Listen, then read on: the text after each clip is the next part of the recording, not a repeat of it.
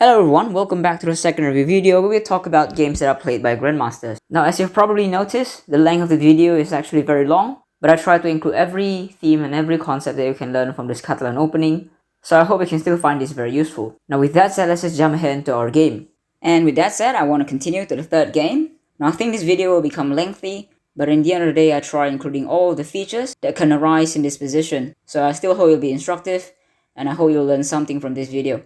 And so this game is played by Wesley and Nakamura.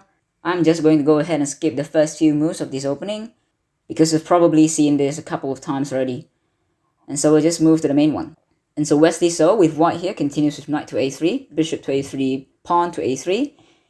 And the next move that is very common for black is actually bishop to a6. Bishop a6 does protect the pawn on c4. And here white will actually continue with queen to d2.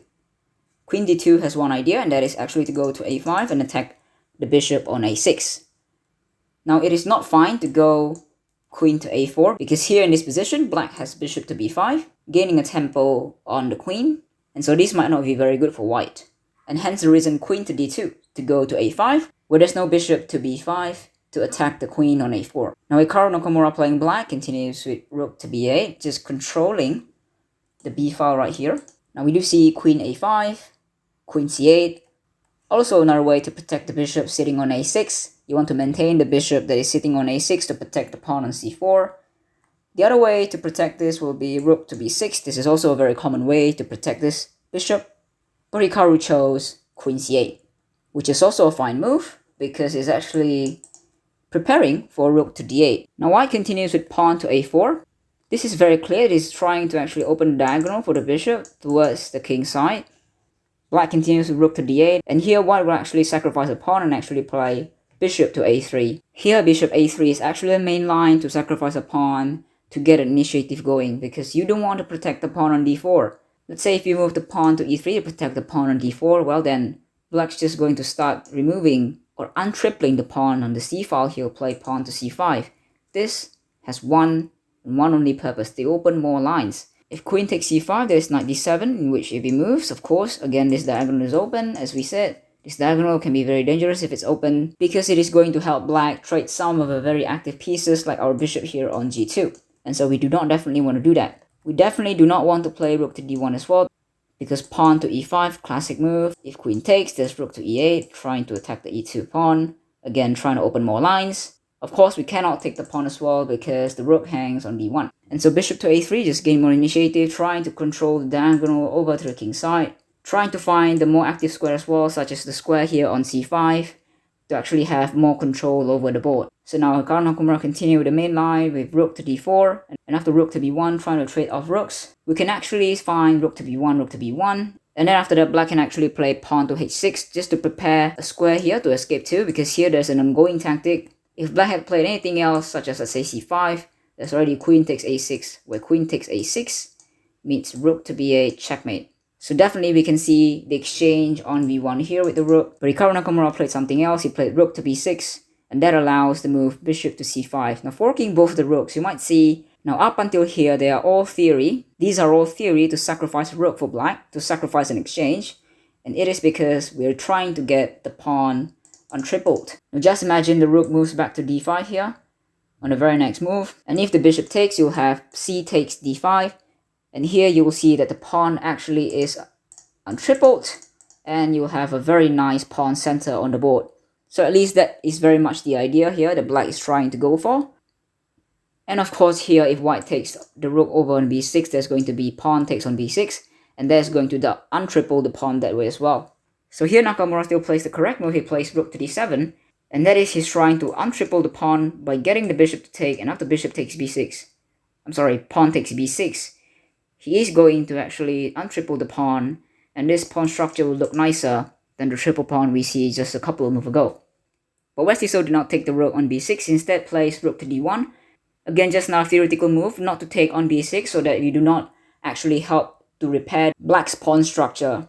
And so here I want to be very humble, but I think Hikaru Nakamura played the wrong move, mix up the preparation, and actually plays pawn to h6. Now pawn to h6 is actually slight inaccuracy, because what he allows Wesley to do is Wesley traded on d7, and actually plays bishop to b6 only now. Now pawn to b6, queen d2, the queen has to move because it's attacked. But as you can see, the d file is now open. Now normally when you want to sack an exchange, it is in a position or a situation where you want to actually paralyze your opponent's rook here. And rooks actually thrive in open position, in open file. And here you can see there's an open d file that the rook can occupy and infiltrate. Now let me just show you what that means. The game continued with pawn to c5, trying to just advance the 4-pawn advantage over the broken pawn structure on a file over here. But this soon proves to be useless, because after rook to d1, knight f6, we see king f1 just trying to get this king into the game, but we'll see the point of this move very soon. King h7, queen c2, just repeating here, and then queen to d8. Now after the trade, you'll see that the rook actually has infiltrated the last rank, and very soon is in contact with this base pawn. This a7 pawn, b6 and c5 will soon fall and be stopped by white king and rook and bishop very simply. So black here tries pawn to c3, trying to advance his only passed pawn in this position, and you see king e1. Now we do see the point of king f1 to just get the king closer to actually stop this pawn on c3. It is in this position we understand that to become good at this game, we must know the order of the move, and had white traded off the queen and placed the rook on d8 before moving the king to f1, he will be too late to stop the pawn on c3 promoting. You can try that position out for yourself, but in the end of the day, it's just going to be late for white to stop that pawn. It's going to be losing. And so Wesley so understands this and moves his king to f1 before trading off the queen. Now his king is very much in the space of stopping the c3 pawn. And so black tries bishop to c4, trying to get this pawn on a2, trying to mobilize this pawn on the queen side as well.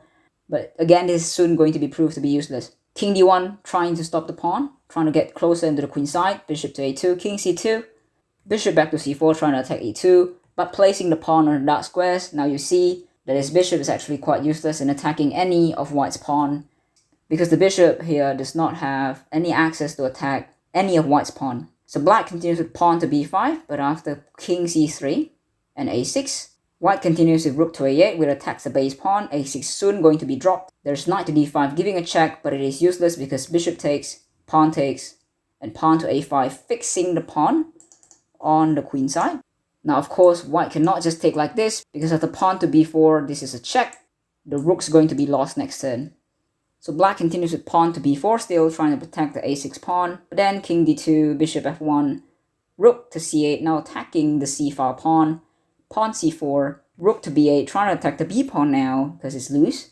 Pawn to b3, king to c3, and now you do see that this 3 pawns here, although it's pretty nice, does not have any way to gain n3 point and to advance. Anytime these pawns, any one of these pawns advances, it will be taken care of either the king, the pawn, or the rook right here. And so in this position, Hikaru Nakamura resigned and Wesley So won the game. We have seen in a lot of games, black cannot afford to play some very inactive moves, such as h6 over here, because it actually impends some of the development that black might have. But in this case also, black cannot play h6, because as you can see, he soon done an exchange, but then have to deal with an open file that white has over here. Again, white has the rook, and black does not, and so it actually favors white in this position. And so what I think black must do is to not give the exchange to white at all. And since the two players have already lashed out 17 move theory, it is best not to do anything crazy. In this position, it's nice to play rook to d1, and after rook d1, place rook to b8. So in a sense, it is nice as well because it actually stops white from actually infiltrating black's position in the back rank, and perhaps the game continues. Now white can actually just take this pawn over here, but actually after rook to a8, it actually attacks the bishop.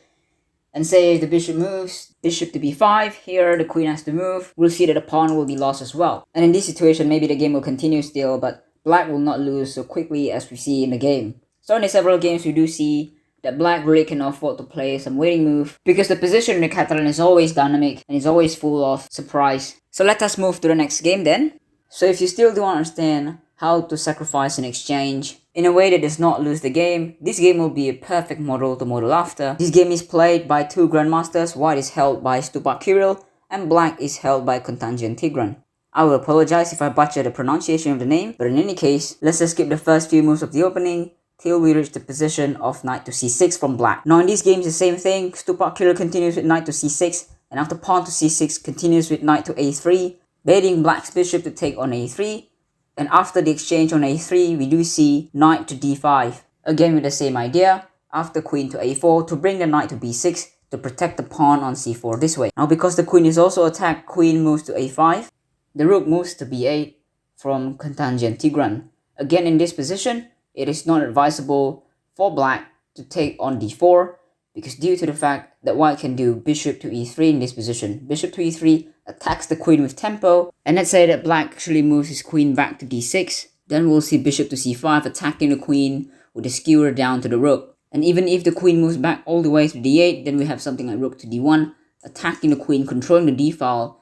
If the queen moves to f6, we can actually just, we see that we control the whole d file over here. For the cost of one pawn, we actually develop two pieces while the queen is just moving around. So for the sacrifice of one pawn, the development seems to be pretty favorable for white. So instead of queen takes d4, Tigran plays rook to b8, just developing a piece, just trying to develop a piece, trying to control the whole b file over here after the knight move.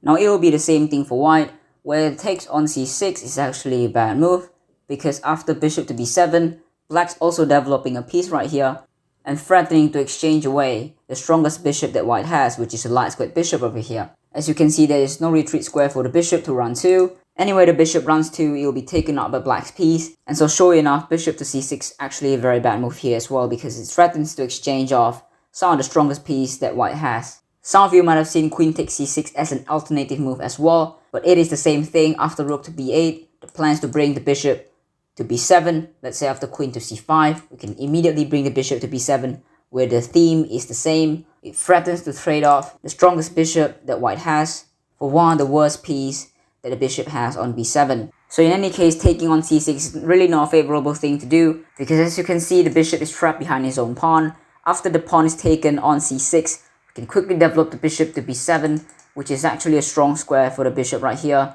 threatening to exchange off the strongest bishop on white's side. And so in general, it's just not advisable to take on c6 for white, and that's why you see white playing all these moves to avoid taking on c6. The rook to b8, rook to d1, protecting the pawn on d4.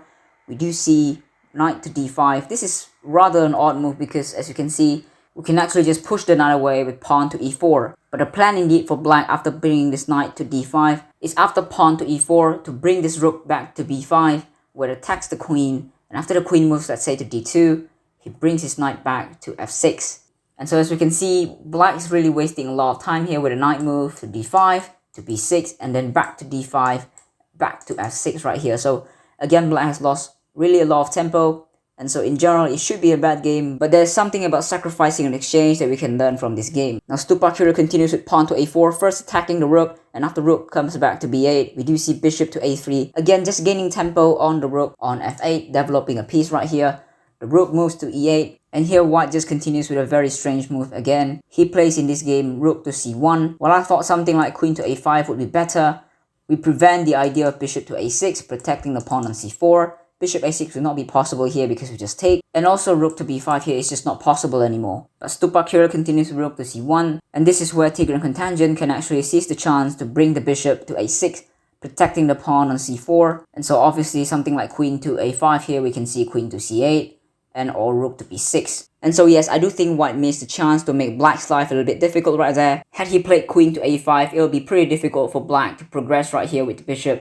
But indeed, he plays rook to c1, and after bishop to a6, he plays bishop to c5, just controlling some of the dark square diagonal here that becomes very important down the game. Right, I mean these dark squares. And so here Kontanjian continues with knight to d7, attacking the bishop. Stupak doesn't seem concerned, he plays queen to e5, attacking the bishop its own. Now of course, if knight takes c5, the pawn takes on c5. This will be pretty much good for white as well, because it's just opened up the d file. The pawn on c5 controls the squares such as d6 and b6, and it should be very good for white should this occur. So Kontanjian just continued with a simple move of queen to c8, just protecting the bishop on a6. Stupak just continues with pawn to a5. This is just shutting the door back of the knight so they cannot come back to f6 anymore.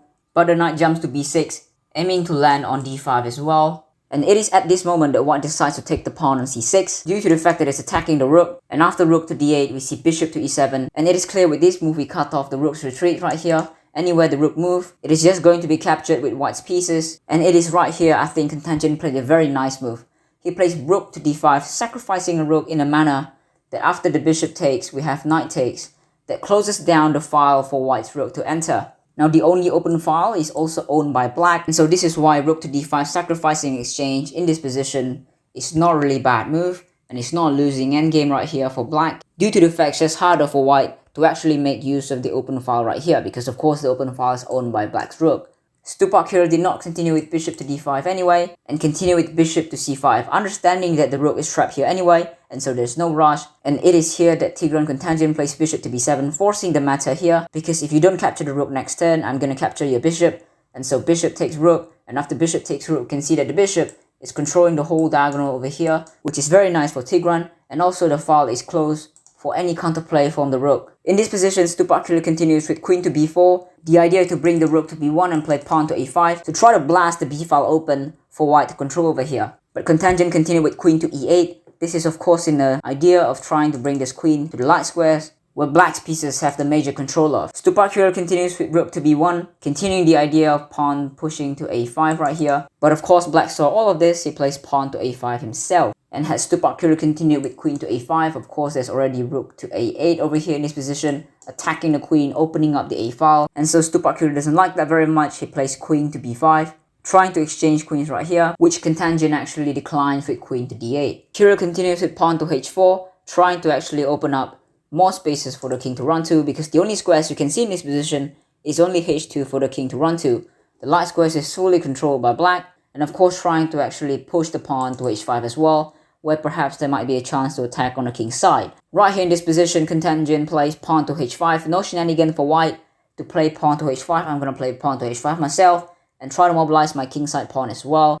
And after king to h2 by Stupak Kirill, of course this is just a nothing move, a waiting move, because as you can see there's nothing that white can do to improve his position here. Kontanjian continues with pawn to f5, trying to mobilize the kingside pawn himself, trying to create an attack on the king's side if it's possible. Stupak Kirill is tired of waiting and instead he plays queen to a5, again trying to create more lines, because obviously after rook to a8, queen to d2, knight to a4, we open up more lines again. The a file is now semi-open, the b file is open, so we open up more lines for white to play right here. Stupak continues with bishop to b4, trying to preserve the bishop, and after bishop to c6 with the idea of bringing his queen back to d5 and checkmating white in this position. Kirill played rook to f1, trying to meet queen to d5 with pawn to f3. Now the queen is now being blocked. Of course if the queen takes, the rook takes, but of course queen d5 doesn't have to be the only move here in this position.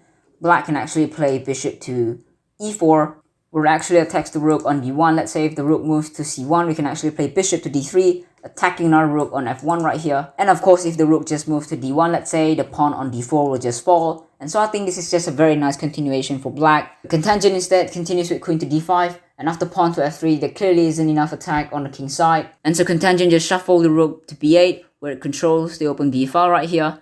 But after rook to c1, queen to b5, double attacking the bishop just falls back to c3 with the protection of the queen and the rook. It seems like everything is protected.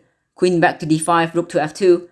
There's nothing here, of course. We do see queen to d7, bishop to b4, so both sides just shuffling a piece. Because everybody is so solid, nobody can have a breakthrough in this position until black plays in this position pawn to c3. Pawn to c3, of course, sacrificing a pawn. After bishop to c3, the open b file is now clear for black to control. And this is what black does, with rook to b3 attacking the bishop. Bishop to a5, trying to attack c7 right here. And it is right here that I think Kontanjian plays a mistake that ends the hope of winning or drawing this game. And in this position, he plays pawn to c5. Pawn to c5, sacrificing again another pawn. After queen c6, just bishop to b4. As you can see, the bishop is protecting the pawn nicely right here. The rook can actually get into the open file that we said earlier. And of course, in this position, white is just up 2 pawns on the queen side that can be pushed to promote. Kontanjian desperately tried to find counterplay with knight to b2. Of course, if white does nothing in this position, knight to d3 forks both the rook over here on f2 and c1. And so Kirill continues to rook to c3, trying to just exchange off most of his pieces because he's up on material. And after rook to c3 to play bishop to c3. Had Kirill played queen to c3, there's knight to d1 attacking the queen and the rook. Right here, it will not be very advantageous for white to win this game anymore. And so Kirill just take with the bishop in this position. And so the knight is attacked and there's no d1 square that knight can jump into. And so the knight retreats back to c4. But after queen to d4 protecting both of these pawns, we do see knight to a3. As you can see, Tigran has just snatched a pawn, but it does not matter in this position because we have the pawn right here on the c5, which is passed, that can be pushed to promote. In this position, Stupak here continues with bishop to d4, just trying to protect this pawn a little bit more so that they don't fall. And so after queen to c7, trying to go over that pawn over here on e5, we do see queen to a4 from white. And again, this is a thing where black could have played something like king to f7, preventing the access toward e8 square, and d7 square of course is covered by the queen. But instead in this position, Kontanjian plays knight to e5, allowing the queen to e8, and after king e7, we do see the whole h5 and the e8 square is actually, or should I say the e8 diagonal is actually owned by the white queen right here. So already white has a threat of drawing if he's not winning. But of course he can push for more. So after king to f8, we do see the bishop takes. After queen takes, we do see queen to e8, king to h7, queen to h5, repeat like a boss. And we can see that after pawn to c6 right here in this position, of course the bishop cannot take on c6 because the pawn just falls. And so black is just trading off the queen down in exchange right here in this position. But since the pawn structure is not so symmetrical, there's a good chance that black will lose this game. And white proves this by going to f2 and advancing the pawn all the way up the board. And here we can see that even the pawn here is split. The e-pawn, g-pawn does not help each other in defending. And so it's just a matter of technique of how white actually finishes this game. He continues with rook to b5. And after the bishop moves to c4, rook to c5. And try to get into the 8th rank, as you can see right here. After king to e5, trying to get to f6, of course, as well, trying to checkmate black on the 7th and 8th rank. And so here after king to f6, Kontanjian finally resigned this game. Now he resigned, of course, because there's nothing that they can do in this position. These pawns are so split that it can be picked up by white's king or white's rook later on. And no matter where black's pieces go, let's say bishop to d5, we can go king f6. He goes king to g7, trying to prevent king to f6. We go rook c7. And let's say after king to h8 or after king to h6, doesn't really matter, we go king to f6. And the next row will be rook to c8, trying to checkmate black on this file right here. And so no matter what black does in this position, white is just going to pick up this pawn on g5, and eventually these two winners is just going to promote and actually checkmate black. And so I just want to come back to this position and say that black can really hold the fort by playing something like pawn to c6, where it protects the pawn and also trying to preserve most of the open file right here. And so maybe here white cannot find an entry point and it will be very difficult for white to win this game. In any case, black can continue with this move pawn to c6 and see if there's any opportunity to win the game. But in desperate search for counterplay, he plays pawn to c5, sacrificing yet another pawn that could clearly be defended by the bishop right here, and went on to lose the game indeed. It's a pity that black lost, but indeed, in this game we can clearly learn how to sacrifice an exchange, and it is where we can actually prevent our opponent's rook from actually gaining access to the open file and infiltrating in our territory. And so with that said, let's just move on to the last game before we end this video. Now in this game, white is played by Grandmaster Timoveev and black is played by Engel. Both are not some super Grandmasters, but they are well over some 2500, so yeah, they are a very good model to model after. And I think one of the features in this game is actually worth it to understand and learn by heart. And so let's just continue. So as usual, I'm just going to skip the first 7 moves of the opening since it seems too familiar.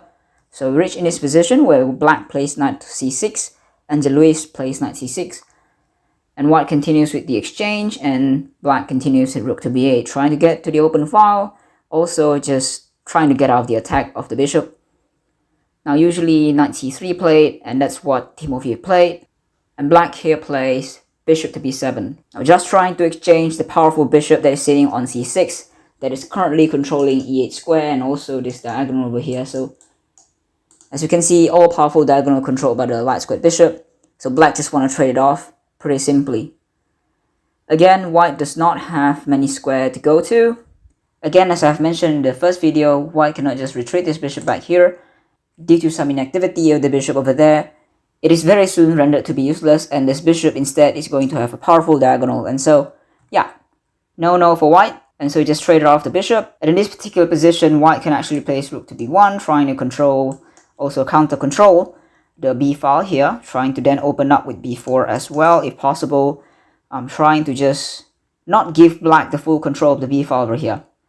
But in this case, white actually plays pawn to b3, which is also a fine move, because here white is also threatening to play pawn takes c4 if black doesn't respond. And so black take on b3, and after pawn takes, we do see pawn to c5. Now trying to open the d file here, trying to get some activity. Of course, if white takes, now the bishop takes, and if white does not take and do anything, say plays pawn to e3, then I suppose something like rook to d7 Or something like pawn takes d4 is also very fine, where if pawn takes d4, then we have a very weak pawn on d4, isolated pawn. And so in this case, it is very logical for white to just take on c5, just trading off the pawn. After bishop c5, we see knight to a4. Of course, white here can trade off the queen earlier, but of course, if you take the queen here, rook to d8, let's just show that on the board.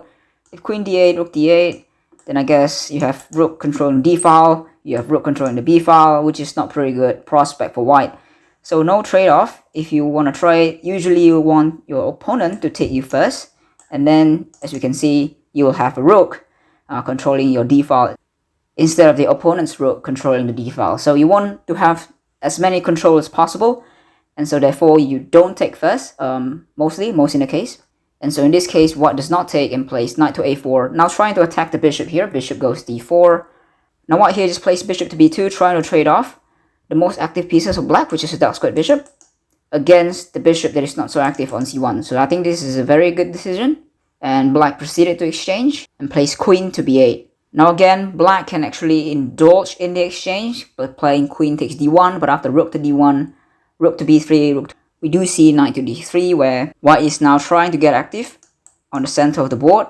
Yeah, maybe this is what black does not like, and instead of trading queens, he plays queen to b8, also trying to preserve some of the winning chances that black might have. So now in this position, you will have two attackers, the rook and the queen attacking the pawn, and white here just plays rook to a3, just trying to get another defender on the pawn on b3. So far, this position seems pretty equal, because both sides seems to have a very similar structure of the pawn.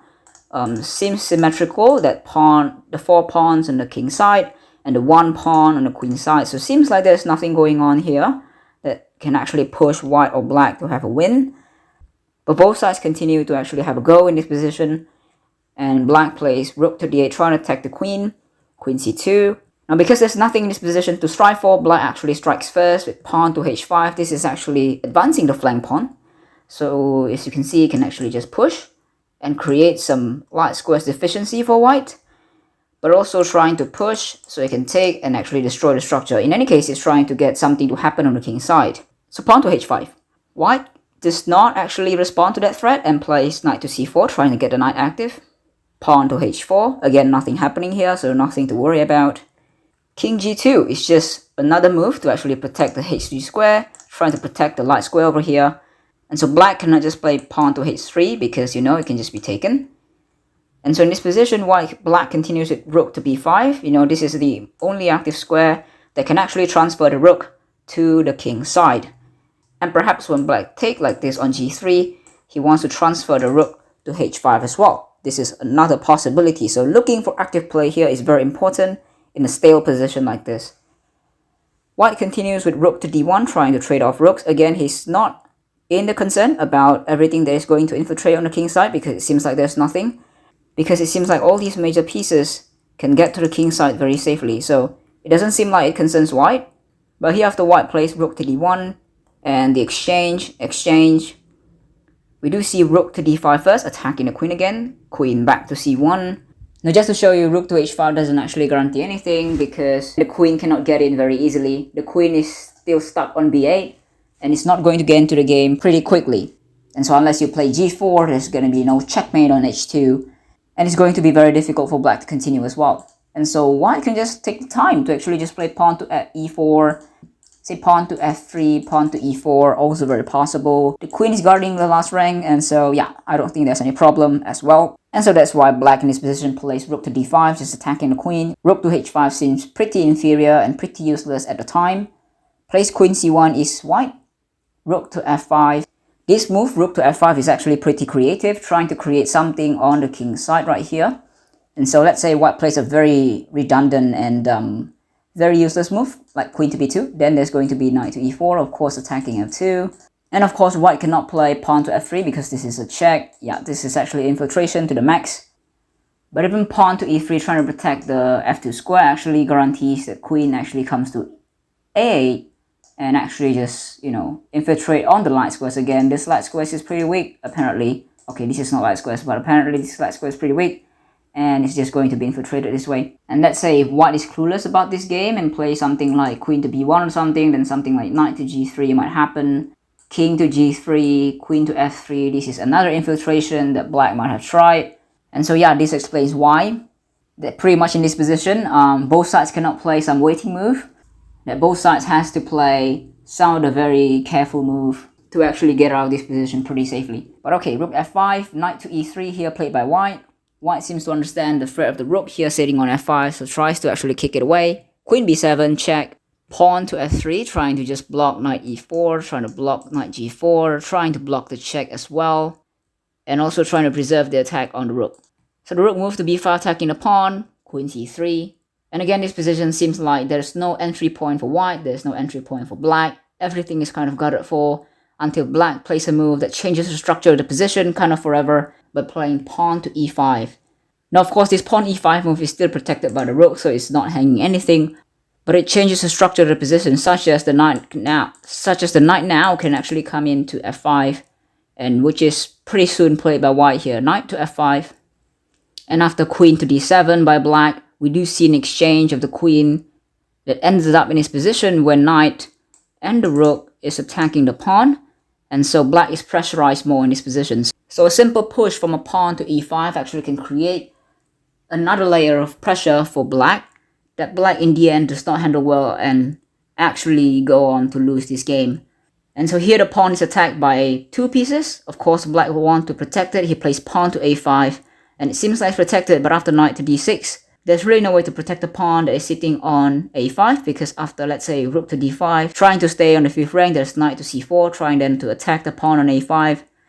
There's really no way to guard this thing. So Lewis tries to get into pretty active position by playing rook to b4, trying to stay on the b file instead to get this pawn on b3. And so white continues with rook to a5, rook to b3, rook to e5. And so here in this position, you can see that white is up a pawn and has some significant chances to win the game. Now some endgame theory here, if black were able to get this knight off the board, right? So if you can just imagine this knights are off the board, perhaps the chances to actually win this game for white will be pretty small, significantly smaller than when the knight is on the board.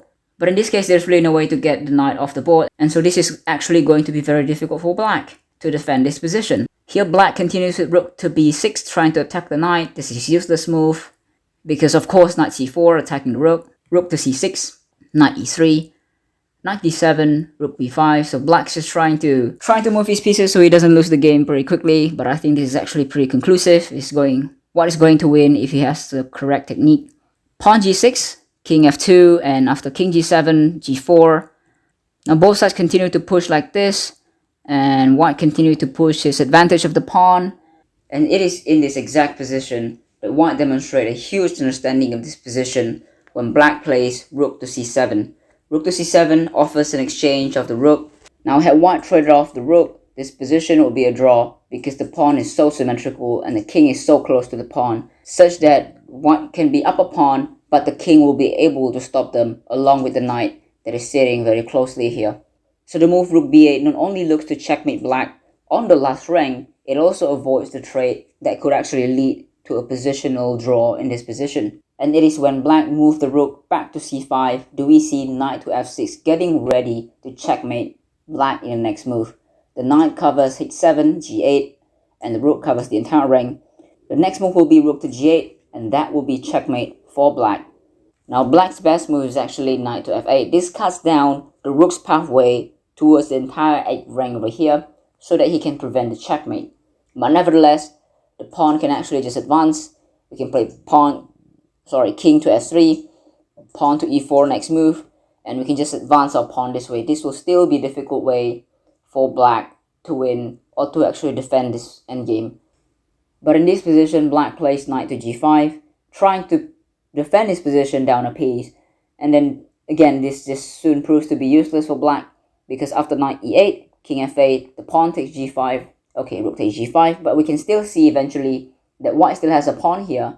He can just push this pawn and try to win the game this way. White continues with knight to f6 check, king g7, we see knight to e4, attacking the rook moves to e5, king f3, so everything is nice and protected, rook to a5. Now black's just wiggling for his life right here, trying to get everything closed, trying to close any opening, but white eventually breaks through. Now white continues rook to b7, rook to f5, king e2, g5, knight to g3, Now white trying to get in, white trying to get knight f5, white trying to get... Okay, this position is very important for this king to be up here on h5, h6, to then actually have the rook trying to checkmate black in this 7th or 8th rank, and also the knight trying to help out as well. So white does exactly just that to protect the pawn on e4, to get this king onto the 5th rank, 6th rank, and 7th rank, while the rook is having nowhere to go to. So essentially giving black no choice but to compromise this entire 6th rank or 7th rank to white in this position, because black just does not have that kind of move in this position to defend. Now king to f7, attacking the rook, rook to e7 check, king to f8, and now is the time for the king to get into the 5th rank because he's able to. Now rook to a5, trying to attack the knight, trying to dislodge this knight so he can take the rook next move. But of course, white is not stupid, because after rook to f5, there's rook to f7 check, and after the king move, the pawn takes on f5, and this is a win for white. White is just up a rook, and he has a pawn on f5 that is ready to be promoted. This pawn on f6 and g5 is going to be picked up, and of course, after this position, Timoveev just wins. Engel is playing black, resigned the game. Now in this position, king can come back to g6, but of course this is actually just checkmate, because after rook to g7, the king is trapped. This is mate, but black loses the other way around instead. He plays king to f8, compromising the entire 6th and 7th rank to white's control, and even rook to a1 doesn't help here, because king to g6, this quite literally controls the 7th rank, and now is the time for the king to get into the 5th rank because he's able to. Now rook to a5, trying to attack the knight, trying to dislodge this knight so he can take the rook next move. But of course, white is not stupid, because after rook to f5, there's rook to f7 check, and after the king move, the pawn takes on f5, and this is a win for white.